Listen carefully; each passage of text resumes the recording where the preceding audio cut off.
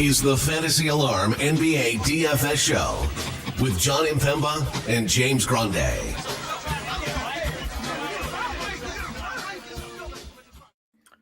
What is going on, everybody? Jon Impemba here with James Grande. Welcome to the Fantasy Alarm NBA DFS Playbook Show. We have 6 games here on a Wednesday, and it has been a pretty interesting day so far today when it comes down to the injury news, who is in, who is out.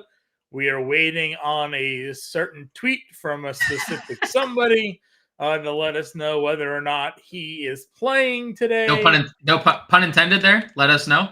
Let us know. You know? Let him know. Let him know.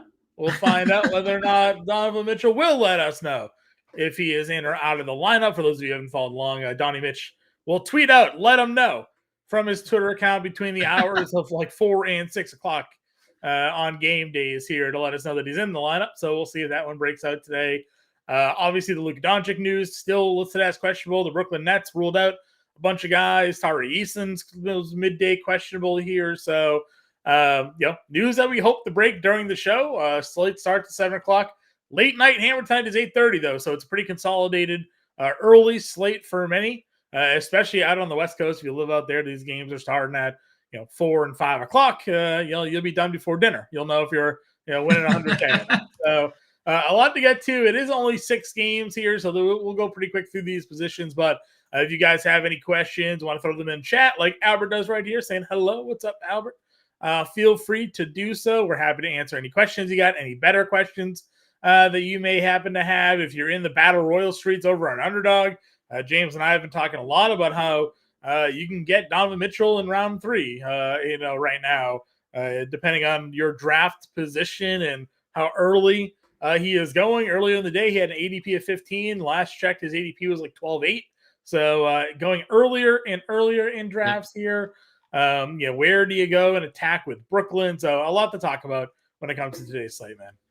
It's a fun one.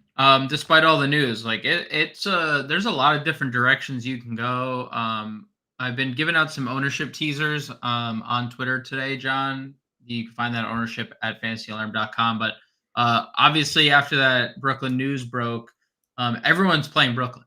Yeah. And I before we get into everything, I find it interesting because you look at their injury report, all those two-way guys, John, active tonight. Mm-hmm. They have 13 guys if Dorian Finney-Smith plays. Usually when 5 rotation pieces are ruled out, including Lonnie Walker and Ben Simmons, who play every game, right? Multiple minutes a game. Usually you don't have 13 guys to go to. Right. But Brooklyn being on a back-to-back here, ruling out Dinwiddie, Claxton, Cam Johnson, Ben Simmons, Lonnie Walker, potentially Dorian Finney-Smith. It's very interesting to see 13 guys. It's very interesting to hear some comments that head coach Jacques Vaughn has made recently about getting players rest because he thinks he specifically mentioned Mikal Bridges thinking he was burnt out. Sure. And then Mikal Bridges played 40 minutes last night and missed all those free throws down the stretch. So it does make you wonder if there's going to be some type of limitations on some of these players tonight, despite all this chalk. There's just a lot of it. Conversely, Giannis, who's ruled or has been deemed questionable, now sees this news with Brooklyn. It's like, okay, well, do we push Giannis, who's dealing with his injury that he's seemingly been dealing with for some time? So there's a lot of parts moving everywhere. We got Kuzma midday downgrade to questionable on the back-to-back as well. And shout out to you, Des. Happy holidays to you and yours as well. Yeah, it's the injuries. Hopefully, again, we'll get these news. Obviously, the Washington game. We'll get the Kuzma news. We got the Joel Embiid news yesterday, so we at least have that one off the schedule already. You and I and the community are generally keyed in on where to go. Toby is the highest rostered Sixer here this evening. I was maybe a little bit surprised, and maybe I shouldn't be because of pricing. Maxi's actually the 4th highest rostered Sixer tonight. Thoughts on that? Thoughts on where some of the rostership is going? Because you mentioned, when we think Brooklyn and guys being ruled out, or at least when I think Brooklyn and guys being ruled out, I think, all right, like Cameron Thomas, guy can be a bucket. He's not among the top 4 rostered players on Brooklyn here tonight. So, like, what are your thoughts on some of these teams that are ruling guys out, and then where the ownership is finding themselves going today? I mean, the Brooklyn thing is very interesting because Smith and Sharp are 50% projected.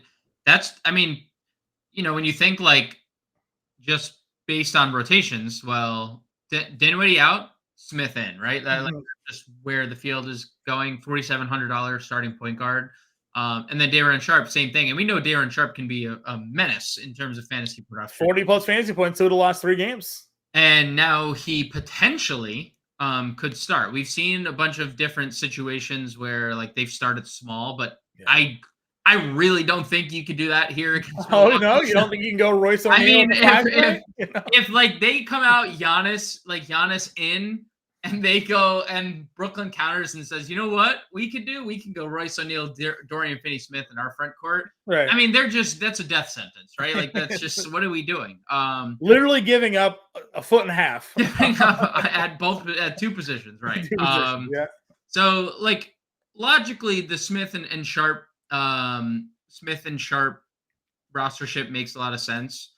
The rest of it is interesting because there's 13 guys active. Trendon Watford has been in and out of their rotation all year. If you want to play him, like, he is a good fantasy point per minute guy. Royce O'Neal, probably one of the likeliest guys to play 30 minutes, I would say, on Brooklyn tonight. Like if Dorian Finney-Smith were to be ruled out, I would assume Royce O'Neal starts and plays 30 minutes. Like, all right, let me ask you this, John. Yeah. How many guys on Brooklyn tonight play 30 minutes? If it just given what, like, we have the data, we just assume that this game is competitive enough to where people can play 30 minutes. Like, how many guys actually play 30 minutes on Brooklyn this evening? Second leg of back-to-back. I say 2.5. Thomas. I still think Bridges plays 30. Bridges plays 30. And I would give DSJ an outside shot. Okay. And then everyone else is just a wild card. I think everybody else is a wild card. Yeah. Agreed. This is a game that also now that spread went from 4 to 8. So, something to worry about there. Getting Magic news. Isaac, Harris, and Ingles all ruled out tonight. So interesting. The Gary Harris one's interesting. Yeah. He's been playing every day. Right. Well, that's just something we'll talk about because we just coming off the where were you during the Anthony Black game last night? Tell me about it, man. 6th overall pick. Maybe he's finding his legs here. Orlando's a 2-point home favorite in that game, so we'll see. But again, for a smaller slate, again, Brooklyn now goes 4 to 8. Right. Washington's an 8-point home dog, so a couple of larger spreads here on this slate, and 240 game total in both. Right, so it's we love Scottie Barnes tonight. But is Washington gonna hang if all of a sudden Kuzma's ruled out? Right. You got to worry about that a little bit. Agreed. There's a lot of moving parts, but I think it makes the slate a lot of fun. Like a lot of this information we don't like. Cleveland, Dallas sitting there 231 in your late night hammer. Dallas is 3-point favorite. We have no idea who's even playing. Yeah, we know T.H. Shea is now a midday questionable with an illness. Luka Doncic has been questionable now this whole time. Josh Green upgraded in that game to questionable. Which makes me think that one of those two aren't playing. Agreed. Right? Agreed. Yep. Obviously, he fits better as a THJ replacement than a Luka replacement. But we'll see where that one goes. Does Dante Exum then take over? Sure. We assume Donovan Mitchell's playing, but we haven't gotten a tweet yet. I got the note he's turned on. You got the note he's on. You got the note he's on. A little worried about it. Now, again, it's the 8:30 late night game. So maybe on these non-7 p.m. starts, he tweets it out a little bit later on in the day. So hopefully by the end of the show, maybe we'll have it. But if he's out, Craig Porter right back in the well, you're just chasing that off. So definitely a lot to get to. Houston, again, Tari Eason. Questionable Dylan Brooks is out tonight after getting injured last night. We talked about on the stream this morning. If Dylan Brooks was out and Tari Eason was out, Eamon Thompson, Aaron Holiday, guys that could, one of those two, Jayshawn Tate, one of those three start tonight. Yep. I would assume it would be Tate for Brooks, but who knows? Eamon Thompson had been out for a while when Tate was getting all those run. Maybe Eamon Thompson ended the starting lineup for Dylan Brooks tonight. So could have some value there for Houston. Again, that's an 8 o'clock start time. So definitely a lot of news still to come here when it comes to all of this. Do you got anything else? Any other thoughts? Any other matchups you're looking to target? I mean, 4 teams on a back-to-back is noteworthy. Washington second leg. 4 teams on the back end of a back-to-back because Dallas is on the front leg. Minnesota tomorrow. So I think that's why we're seeing Luka pop. But Houston second leg of a back-to-back. That's the lowest total on the board. Orlando second leg of a back-to-back. They get Philly without Embiid, obviously. The Washington side of things, 240.5, maybe without Kuzma. And Brooklyn on the back-to-back, they obviously rested half their team. So, yeah, the front end for Luka is definitely a bit concerning because, as we talked about, it's not just like any front end of a back-to-back. It's a Eastern Conference matchup tonight against Cleveland, and then it's a Western Conference best team in the West maybe matchup against Minnesota. A bit more important for that one to go through for them here. So, to be on the lookout, and if you're kind of picking and choosing where Luka is going to play, it would seem almost more likely if he was to miss one of these 2 games, it certainly wouldn't be the Minnesota game. So, more things to pay attention to. If he is out and THJ is out, Exum certainly becomes a big key here tonight. So, someone to, as we talked about last night, make sure you have a couple of spaces open in your lineup for some roster flexibility. Now, the Moses Brown thing was fine for those of you who played him. Obviously, Duop Reith just smashed the slate at no rostership because everybody pivoted to Moses Brown. The few that kept the 5%, I think it was, that kept on playing Duop Reith, they championed. So, good for them. Happy to see this. Let's get into it, though. We got point guard here. If we get any more news, obviously we will break it. So much hate on shaking my head on Patrick Williams yesterday. Yeah, listen, DeRozan sucked in that game. Unless your name was Andre Drummond, you had a bad night for Chicago. So we'll see. We'll see a Friday slate. I think we have Chicago on the slate. We'll see what Drummond's price is when locks today here. Luka, SGA, Donovan Mitchell, Booker, Lillard, Maxey, big group up here at the top. All elite too. And there's obviously a lot of question marks with all of them. Luka, I mean, if Luka plays, we've been saying it for a week and a half, like you're just playing them and you're figuring out the rest of your lineup, and that won't be a problem today. If you play Luka, you do have the Brooklyn value, you do have Philadelphia mid-tier slash value. Like there's plenty of routes you can go. So if Luka's in, obviously love the Luka spot. The Prince, we're just starting, buddy. We were a couple minutes late too. So we just broke down a lot of news and notes, but we're just getting to the positional breakdown. So you didn't miss any, at least you didn't miss any players. You missed out, I guess, some key notes. We did just get an Orlando lineup. Nothing real different here. Black, Suggs, Franz, Banchero, and Carter. Okay. Wendell Carter is playing the back-to-back, but probably once again limited, right? I mean, that's the assumption, or limited. Maybe this is just the role. SGA on a back-to-back here, coming off a monster performance against Minnesota, leaves you to like wonder what could have been if he doesn't lose out. Blowout run last night. 33 minutes, 14 of 19 from the floor. The man is just, if Joel Embiid didn't exist this year, he would be right up there in the conversation for MVP, right? I mean, he would be. It doesn't matter because Embiid exists, but he's been fantastic all year. So love SGA. Look, if Donovan Mitchell plays, John, I know it's been, kind of a long illness to be out with, like 9 days. This will be a 9-day absence. He's going to play a lot. If there's just if it's just an illness, there's no expectation, unless we hear limit. Like if there's monitored minutes, forget it. He's playing 40, right? If there's a monitor, he's playing 40 as long as he looks good. Went through shoot around. I'd love Donovan Mitchell team to himself. 1.3 fantasy points per minute, 30% usage rate without Garland and Mobley this year. And it's a pace-up spot against Dallas, against a bottom 10 defense this year. So listen, Derek Lively obviously has some rim protection capabilities, but he's not an elite rim protector yet. So Mitchell can certainly get to the rim and get to the free throw line. We know he's not afraid to shoot. The minutes, as you mentioned, pretty elite. And And what's he contending with? There's no Karis LeVert, tonight either. Like potentially, there's just a world of shots that could potentially be Donovan Mitchell's way here at a great price. Again, we don't like to pay the $10K for Mitchell and Garland, all that crews in, but they're out, so perfectly fine. How would you rank the guards though? Like if you had to give a list, your power rankings for tonight, give me your run.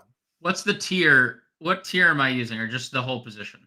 Well, I mean, do you want to include Brunson in there, like what, or Barnes? Like, what are you thinking? I feel like we probably should. I mean, I think Luka's one with a bullet if he plays. Okay. Would you play Mitchell over SGA if he's in? Yes. Okay. Just for the pricing reason, right? Pricing, eligibility, matchup is fantastic. I know the Knicks matchup is good for OKC, but no back-to-back for Mitchell here. Shea, not that that's mattered too much for Shea at all this year. But Donnie Mitch too. Maxey right there with SGA as well. Again, he took 20 shots and played 44 minutes. It's super hard for him to repeat 44 minutes, 20 shots, and him to go 4 of 20 from the floor. I mean, he's averaging 26 points a night, Orlando been a little more susceptible to scoring lately. We just, saw last night Jordan Poole score 30 against them. The guards have kind of gotten at them. So they have a very undersized front court. Well, Black has changed that. Black is 6'7". He is big. Cole Anthony, Jalen Suggs, like that crew, they're small. So yep. Maxey could have had a little bit more of a run on him there. I'm gonna defer to Scottie at small forward because I don't want to have to include him here because I want him to be by himself at small forward. Sure. I mean, if then it gets more muddy, if Giannis sits, like I'd put Lillard up there with everyone. Like he would be on the same tier as Luka. We got a 70-point game already out of him, yeah, right? Yep. And then the one game we had without Giannis earlier in the year, he went nuclear. So it's like 67 here. It went he had 37 against Toronto without Giannis. Yeah. It's like if I get 67 from Lillard at 9K and you get 70 from Luka at 11.8, like I win that by a mile because I've also just saved $3,000. So that's obviously there. Booker has not been terrible, but we know Devin Booker's upside. Brunson, I'm not against getting to Jalen Brunson tonight, but unless he sees that OKC's jerseys change to green and say Milwaukee on the front, I'm a little less confident that he'll go for 38 or 36 actual. Maybe he confuses them with Phoenix Orange because he did go for 50 actual. That's a fair point. Yeah, fair point.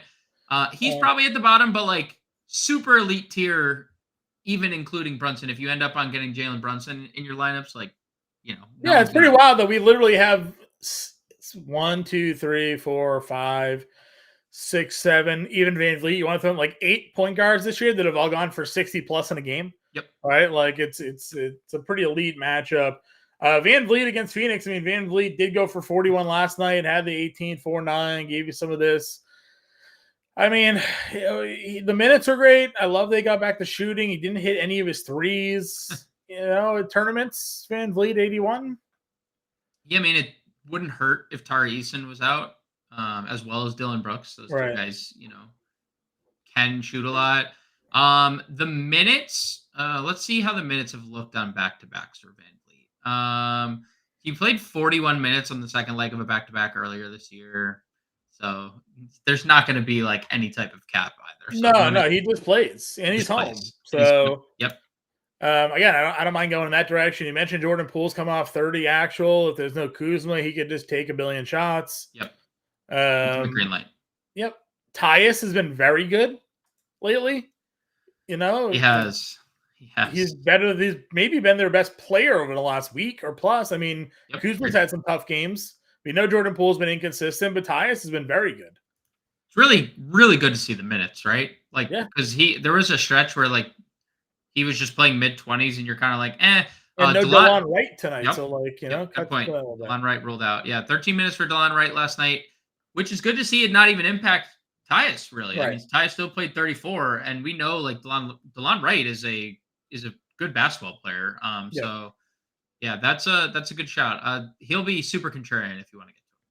Yeah, what was funny was this morning when we looked at some of the rostership, the Sixers guys were the ones that were getting all the ownership love. D'Anthony Melton still is a little bit, but not as much as it was. He's down to 25%, but you and I are definitely playing a lot of D'Anthony Melton tonight.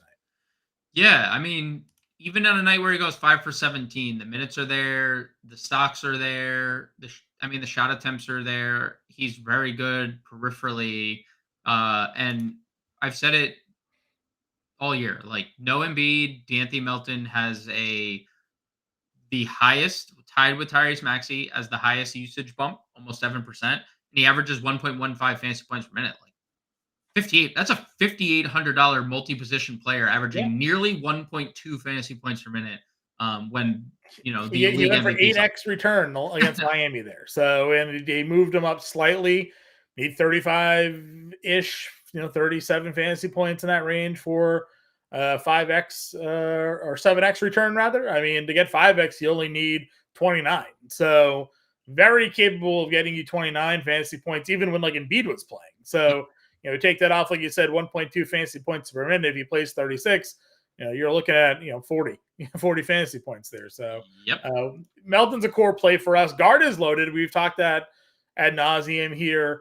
Thankfully, we can play 4 of them. And depending on some of them, you can play them 5 if you include Barnes with the small forward eligibility on FanDuel. Obviously, you have the 2-point guard, 2 shooting guards, and some of the shooting guards also have small forward eligibility. So you can really get a lot of them. How much interest in Dennis Smith Jr. do you have now that he is the chalk of the slate? I'm super on the fence about it. Okay. So this is one of the situations I was alluding to, and I was trying to, I don't know, not bait is the right word. Okay. I was just seeing when I asked you how many players you think could play 30 minutes. I'm super on the fence about Dennis Smith Jr. because he is the clear backup, right? Like there's no doubt he's the backup on this team. It's just and it has nothing. You're right. Dame Lillard defense, 100% correct. I'm not even doubting Dennis Smith Jr. We've been talking about Dennis Smith Jr. in the backup role, like considering him in that regard. I did play him last night. Yeah, he had a really good first quarter. He had a really good first shift. Kuzma still a game time decision. Shocker. Any noties? What about the Donnie Mitch noties? Nothing, John? Well, I got the push noties on. Let him know. I'll let you know when he let us know. So okay. I wouldn't be surprised if we see Dennis Smith going from he's played 27 minutes in a game against Boston, which is so obviously he is capable of doing so. He's been back for 3 games after a back injury that caused him to miss time. Yep. I'm just a little worried with Armani Brooks and Keon Johnson both being active for this game, and with Brooklyn just calling all these guys back from the G League. 13 guys. They're just come on down. Second leg of a back-to-back, everybody come. Sure. I wouldn't be surprised if Dennis Smith was limited to not limited, but 24 minutes, right? 25 minutes, 26 minutes. If this game gets out of hand, what is Dennis Smith doing on the floor? He's not, right? It's Keon Johnson, it's Armani Brooks. So I'm okay though if he plays 25 minutes. Fine, sure. I am as well. I'm just saying that's why I said 2.5. He's my half. He's your half, okay? Right? I think he can get there, but maybe he sits just below it. As Sean said, Dame Lillard defense. I mean, Dennis Smith Jr. has always been an offensive first guard. He is not known for his defense. One of the reasons why I like Dame on the other side is there's a turnstile right now with Cam Thomas and Dennis Smith Jr. potentially starting in the backcourt for the Brooklyn here tonight. So, I think it's a pretty interesting guard matchup, but he fills up the stat sheet. He reminds me a little bit of when we used to play Michael Carter-Williams. Michael Carter-Williams is obviously a lot longer than DSJ was, but just another offensive first guard that will go out there and fill up the stat sheet, and he'll get you some steals and he'll score some buckets. And, if they give him 30 minutes, he could go for 35 fantasy points. We've seen those games out of Dennis Smith Jr. if you're telling me that you think Mikal Bridges is going to be one of those guys get limited here tonight as well, then like where are the shots going to go on the floor, right? So yeah, I'm interested just for the pricing in general as a starter. That's going to be 4,700 on this slate, where there isn't really a lot of other value like this. I mean, unless you're really taking shots on the other Brooklyn backups here, or you are going to play the Philly centers, who at the beginning of the day, the top value on the slate was Paul Reed, and then 3 guys below him was Mo Bamba, and now they're way down the list in terms of value. So, there's some shots to be taken for sure. Let me ask you this: does the Orlando news ruling those guys out make you interested at all in pivoting, like let's say from Dennis Smith to Anthony Black, who's 4,600 point guard small forward? I mean, hard. I know he's a low floor. I know he's a low floor, low usage player, right? Yeah. Like at least with Dennis Smith Jr., when we've seen him be on the floor at times, like he has been a higher usage player. I think this year, and he's around 21% with all those guys off the floor. When he's specifically on the floor, he's obviously been an over fantasy point per minute player. So it just, to me, it feels like there's a much higher ceiling. I don't think we would ever see a game where Dennis Smith Jr. is on the floor for 20 minutes and doesn't take a shot. Right? Like that's probably not that's probably not, I don't think anything Dennis Smith Jr. has ever had happen to him in his life. So not really looking at Anthony Black there for me. Maybe makes me more interested in like a Cole Anthony or a Jalen Suggs on the other side, if there's less of a rotation happening there. Because that was 3 wing players. Harris, Ingles, and Isaac all out now. So like, who's playing shooting guard, small forward tonight for Orlando? It's probably Cole Anthony, right? Something like that, What about Aaron Holiday? What about Aaron Holiday if he starts? Yeah, we talked about that last night. I don't mind that one. I don't mind Aaron Holiday if he starts, because we've seen him have a good sample size of out there when he's gotten minutes, and it's been relatively productive. I think I would be more comfortable if like other people were out too, like for sure no Tyree Eason. We also knew that he got the 25 minutes last night when Brooks got hurt, and he closed that game as we talked about. I'd like to see Eamon Thompson play more, right? Just to see what he looks like out there. Maybe that opportunity comes. So whoever is in the starting lineup for Houston tonight, I would have interest in, because they're going to be cheap. Tate's, I think, $3,400. Yeah, he's free. 38. Tate's 33. Eamon Thompson is 33. I mean, if one of those two start, I would play him just for the value. So right. Shooting guard position, we talked Donnie Mitch and Booker and that crew already. Where are you with Cameron Thomas? I told you right before we went on air, if you take off in the 50-minute sample size this year, if you take off Ben Simmons, Cam Johnson, Lonnie Walker, Nick Claxton, and Spencer Dinwiddie, Cameron Thomas has a 40% usage rate, which is elite. So there is a chance that if he plays 30, now he only played 23 last night. So if you're thinking limitations, well, was he limited on the front end to play the heavy minutes on the back end? He doesn't play defense. So sure. I think that was probably more so like, we're going to lose to Brooklyn. You're not, or we're going to lose to Detroit. Like, you're not playing if you can't defend. So Paul Reed officially starting, by the way. Paul Reed officially starting. Good. We talked about that last night. I think that was like, expected. And now Mo Bamba revenge is obviously a thing. People want to play Mo Bamba against the team that drafted him, but maybe the minutes were limited in one, like partly because there's a back-to-back, partly because he struggles defensively, and like their starting lineup has the worst net rating in the NBA with player lineups that have played 100 minutes together, which is, I told you yesterday, like Jacque Vaughn's been talking about switching up the starting lineup, but like he'll just do it on his own time. All right. I assume Cam Thomas plays freely here and as many minutes as he can handle, as long as the game's competitive. But I guess like based on the last 2 games, is that for certain?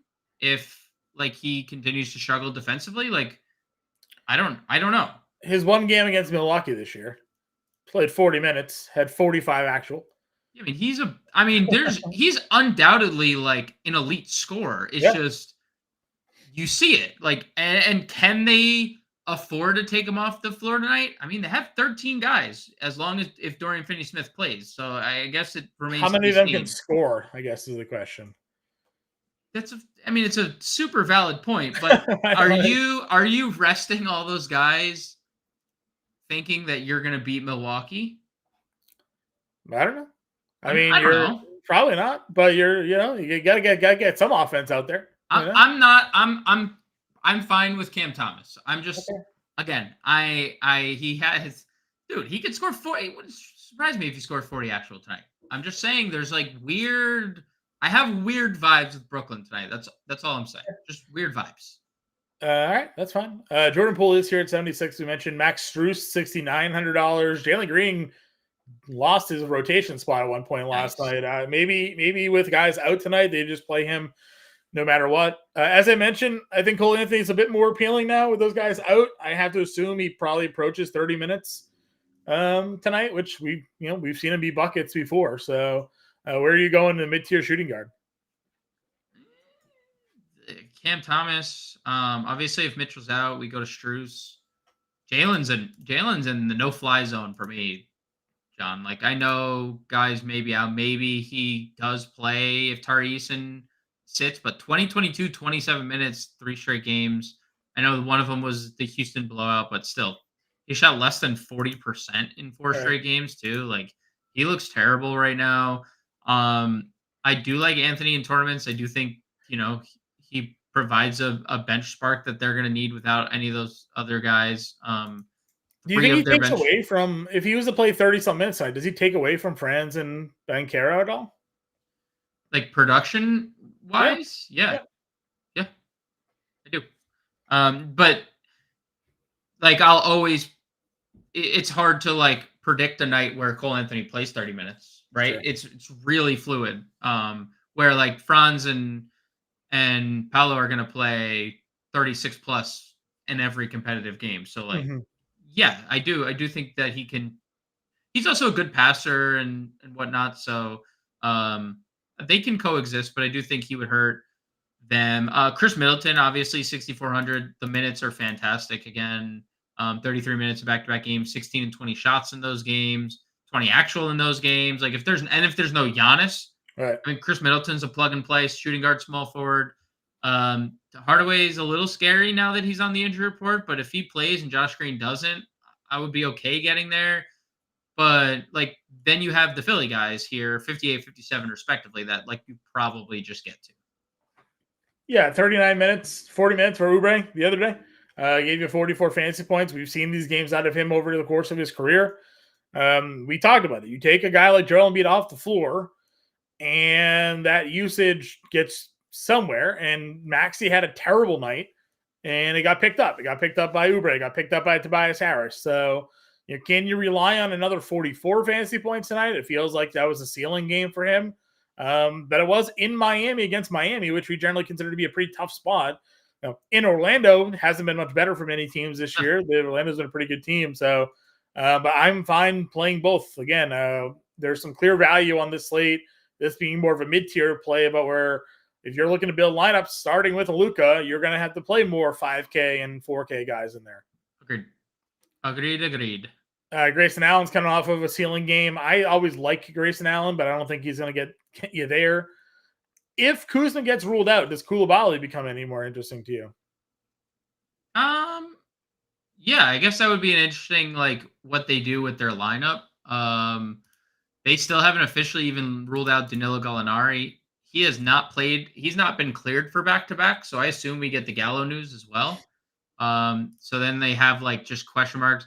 Maybe they slide Denny to start at the 4 and Coulibaly enters the starting lineup. We've seen Coulibaly start this year. So if he were to start, I'd be interested. I don't like 5,600, truthfully. That's a very uncomfortable price tag for me to get to. But if he's starting it, could be slightly more interesting. Yeah. Any of these guys down here in value tier for shooting guards? Quickly, probably. Yeah, he's fine. He's low floor in minutes, right? But he has high upside scoring the basketball. Okay. Anybody else? You mentioned the Houston guys like Amen Thompson here, Sure. so nothing else really stands out. Small forward position, we have Scottie Barnes here up by himself at $8,700. One of our favorite plays of the slate, cover of the show for tonight. Went for 45 fantasy points against them in the last game, had 5 steals in that one, coming off of a 63 fantasy point game, over 50 in 3 of the last 4. Obviously, a pretty strong matchup for the Wings of Toronto tonight. We didn't mention Gary Trent at point guard or shooting guard, but No. he's playing a lot of minutes as well, so probably could find some builds there. It was interesting to see Scottie Barnes actually usurp Siakam in ownership, huh? Like this feels like one of the first times we've seen that. Scottie Barnes actually the 3rd highest projected rostered play of the day behind Dennis Smith and Daron Sharp. And, that has a lot to do with he has the goated eligibility. Like you don't see point guard small forward too often. You also don't get someone in this playing this well in a spot against Washington all too often either. So if he continues to be this good, then I mean he could approach 60 fantasy points again tonight. So yeah, agreed. Speaking of 50 fantasy points, as we got out of Franz last night, finally got him right, played him all over the place, an underdog. 28-8-9. Pretty usual stat line for him. Gets Philadelphia here, not having to deal with Joel Embiid in that front court. Going to be more so Kelly Oubre, Tobias Harris. Any interest at 7,900 for Wagner tonight? I mean, you talked about it. Like the 0 assists were such an outlier in the game prior that there was obviously positive regression coming there, and then you get nearly a triple double from Franz Wagner. So I would be perfectly fine getting to most of Orlando tonight. I mean, most of is loose, but like they're missing 3 key rotation pieces. The offense flows through 2 guys, Franz and Paolo, and then when Cole Anthony comes off the bench, like that's their offense. They use those 3 guys as the hub everywhere. So perfectly fine getting to Franz 79. Mikal Bridges is my one question mark of the day, and this could definitely bite me big time, like really badly. Obviously, played 40 minutes last night, wasn't very good. Hasn't been very good outside of one game against Detroit lately, and this is a situation where I'm telling you, I think Mikal Bridges in some capacity is limited. And I don't know, you need 20. So he obviously has this Iron Man streak where he has never missed a game in his NBA career. He's played every single game that he has been eligible for in his NBA career. He even played 83 regular season games last year when he was triggered. So he was the first player to ever do that. You need to get credit for the game. You need to play 20 minutes. Okay. I wouldn't be surprised if they get him past that number and he just kind of coasts. Maybe he sits, maybe he plays one more shift and then comes out. Jacques Vaughn has talked about wanting to get him rest because he looks burnt out. He has not looked good at all during this recent stretch, really. And I think that's obviously direct correlation to probably being burnt out from all the minutes and games that he plays. Because, he even didn't take a break. He went and played for Team USA this summer too. Like, so just again, all these guys resting. They have a full team. Second leg of a back-to-back on a night where he played 40 minutes. I am taking a stand specifically. Like, I'm going to have a share of Dennis Smith, and I'm going to probably have a share of Cam Thomas. I drafted Cam Thomas in an underdog team today. Yeah. I am telling you right now, this is me, and I will eat the bullet if he goes off or he scores 50 actual. I am full fading Mikal Bridges tonight, and I'm confident about it. Like, I'm fairly confident that I think that we're going to see a limited version of Mikal Bridges I am not confident he plays 30 minutes. Yeah, that's fine. I mean, again, there's a lot of good arguments he made. As you mentioned, they called up, to have their entire G League roster to play tonight. So that's why I was mentioning with the Cam Thomas thing. Cam Thomas played the 23, Bridges played the 40. If you think there's some limitations, it feels like there's more room for Cam Thomas to play the minutes. So Struce down here, Jalen Williams coming out for a pretty decent night. Denny could be someone that takes a big uptick should we see Kyle Kuzma sit out this evening than Toby here at 6,400. Yeah, I think it's probably Toby, right? I mean, gets Orlando coming in on a back-to-back. He's been fantastic in the last 2 games. Like, not good paced environments either, much like this Orlando game's going to not be a good paced environment. 47, 57 fantasy points, multi-position eligible. I really like Tobias Harris. I'm willing to play multiple Philly guys again, even with this Brooklyn news. Like, let me ask you this: if the salary doesn't matter when you're constructing your lineups, would you rather play Brooklyn or Philly tonight? If salary doesn't matter,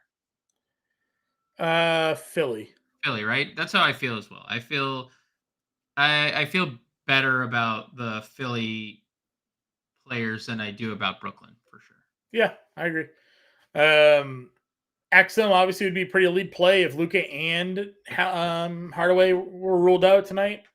It's 6K for him. OG, someone I think you can always kind of be as a pivot play off of. If you're stacking this game and you can't go Siakam and Barnes, but you go Barnes and OG or Siakam and OG, that feels pretty good. Yep, agreed. If Eason is in, I like him. I have no problems playing him. He played bigger minutes on the second leg of a back-to-back the last time he played back-to-back, so not truly worried about that with him there. Obviously, he could even start tonight with no Brooks. So he came in for Brooks. He came in for Brooks yesterday after he left with the injury. Yeah, so big. Again, we know Tari Eason's a fantasy point per minute monster here.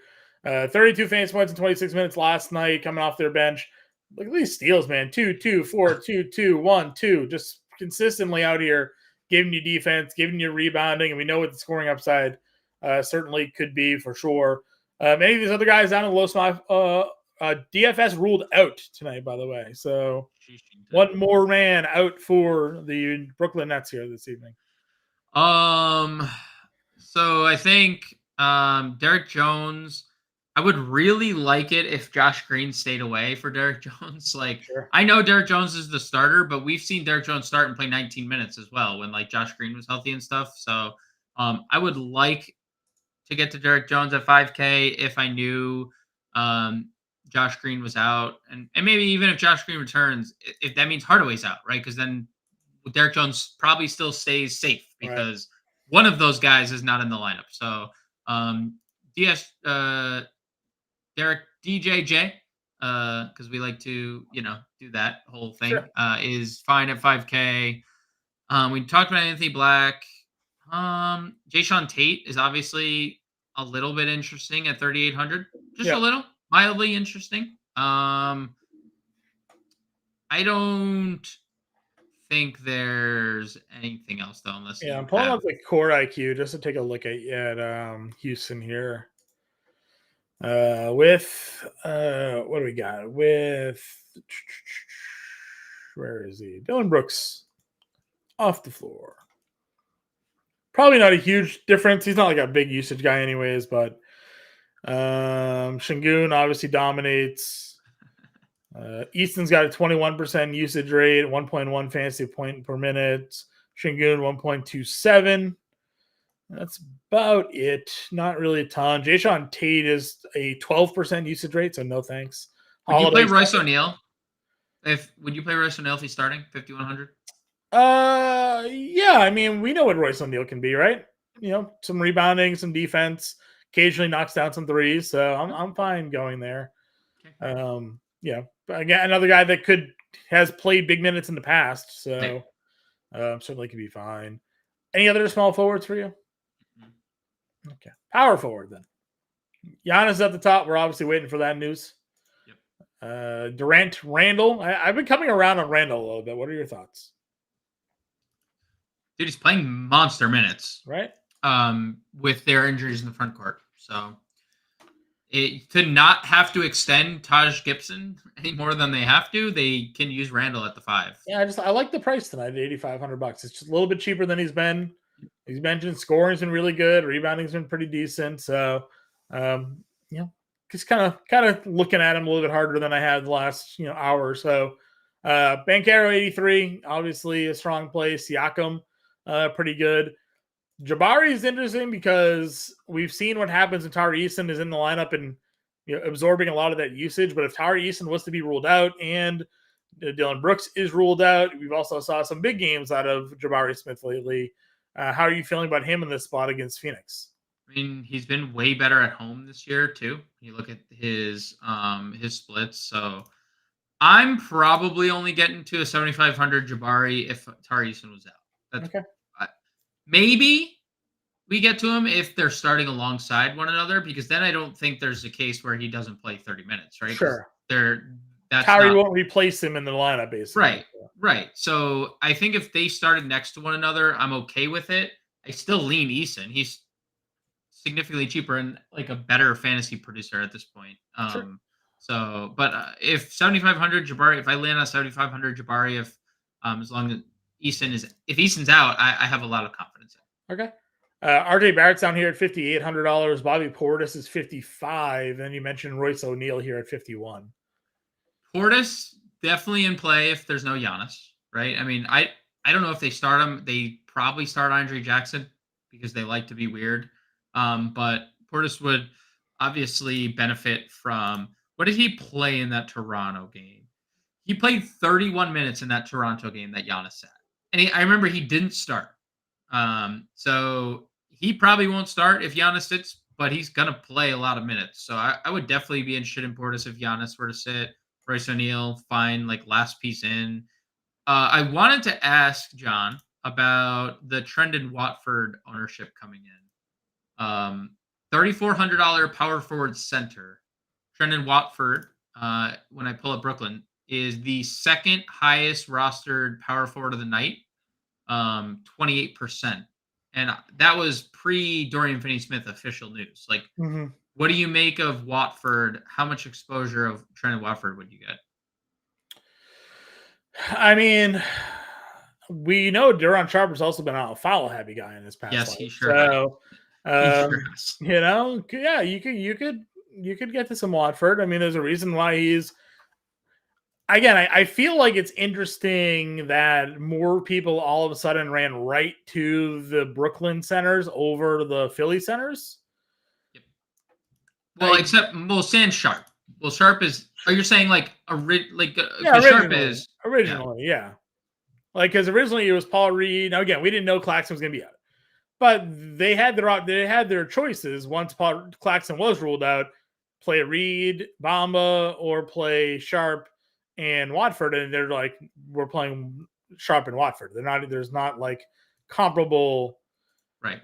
Rostership there, right? So Paul Reed is now under 20%, where he was 40% earlier in the day, right? And all that is now Daron Sharp. Trendon Watford's 27%. Mo Bamba was like the fourth highest price person. Now he's all the way down under 10%. So, if you want leverage, remember the entire field was playing one set of centers, and now they pivoted to another set of centers in a tougher spot, in my opinion. So, that's kind of where I'm looking at it. Yeah, and there's no guarantee when you talk about like Trendon Watford.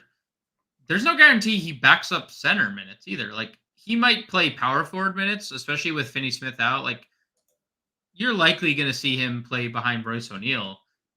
But they also called up Noah Clowney, who could play the 4. And they have Harry Giles. Clowney's like leading the G League in shot blocks this year, something like that. I don't know the official Noah Clowney shot blocking statistics. He's averaged 12, 10, 2 blocks, 2 assists, 1 steal in his first few games. But that was November, so that's a full month of data after that. Sure. They also have Harry Giles, who they like. And there was like a whole thing about like getting Harry Giles more run, but they can't because Sharp. Like, I don't know. There's no guarantee Watford plays like 30 minutes here or pays off a $3,400 salary because he plays 8 minutes, 12 minutes, 15 minutes. I don't know. I'm not saying I'm against Trendon Watford. I just wanted to know more so your opinion on like his random ownership spike. You're looking for a Trendon Watford card? That's what I always assume you're looking for. Trendon Watford. No, I don't have a Watford card. I was seeing if that update was Donnie Mitch. It still wasn't. Sad. Still not. All right, any other power forwards? Not really much down here. No. Center. Jojo's out. So what do we do? Got Şengün at $8,400, Chet Holmgren at $7,800, Jared Allen at $73. How are you breaking down center for us today? Well, there's a lot of fish plays, but there's one sharp play, John. Oh, jeez.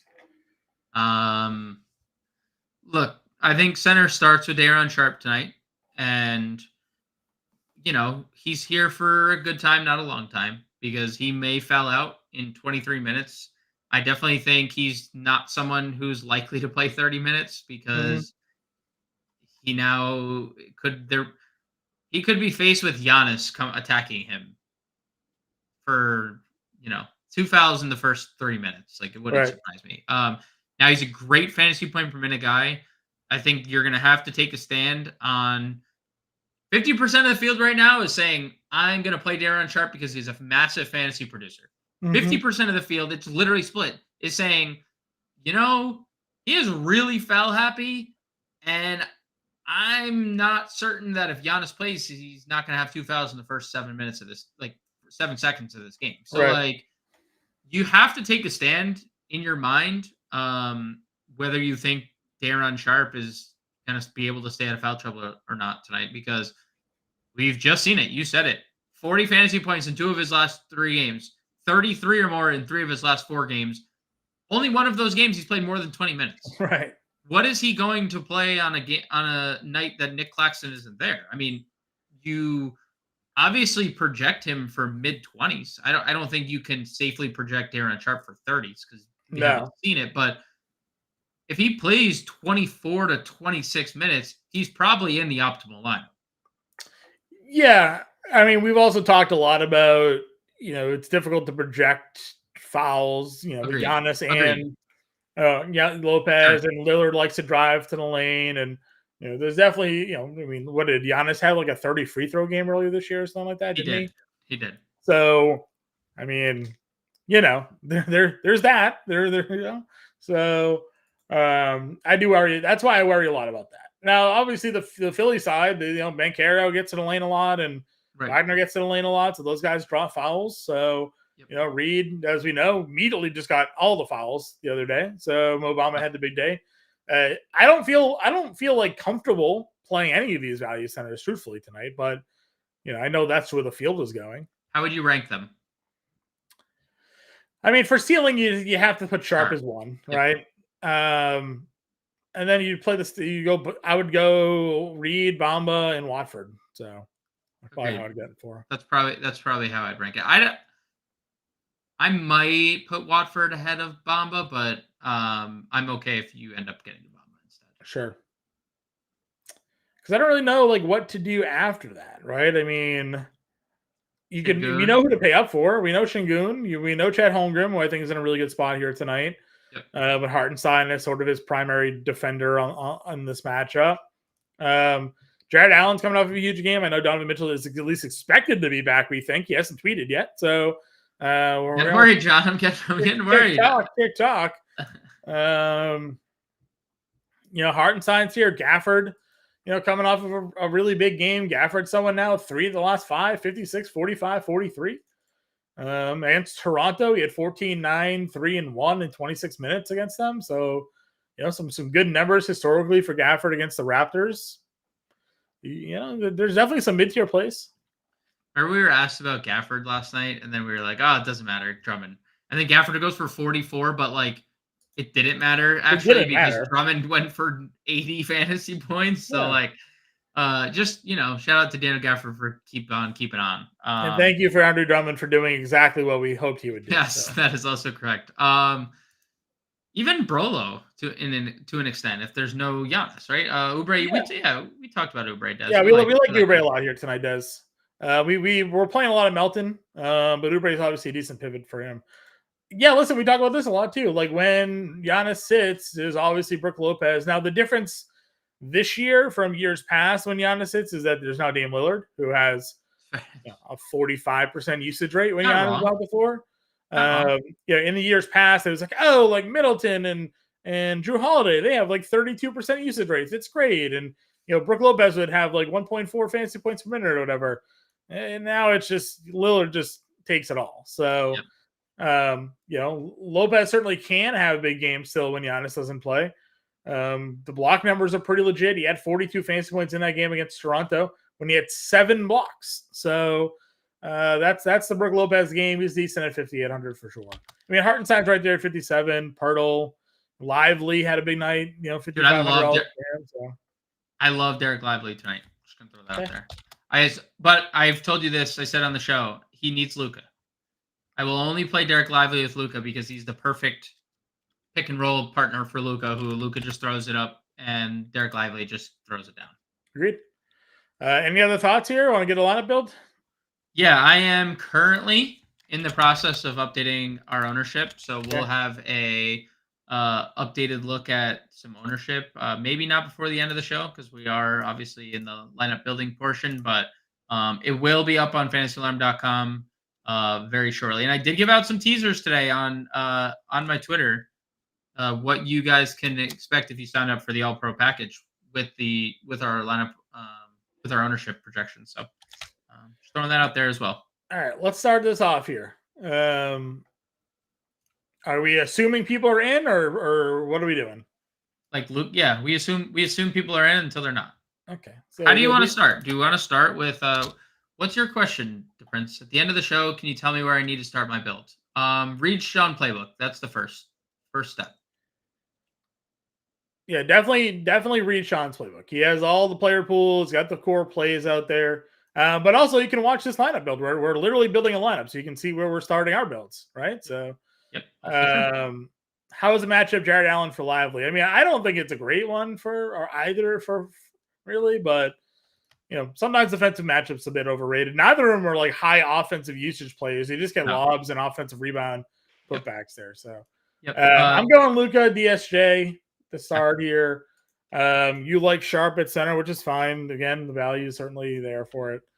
5,600, we want Melton in our lineups here.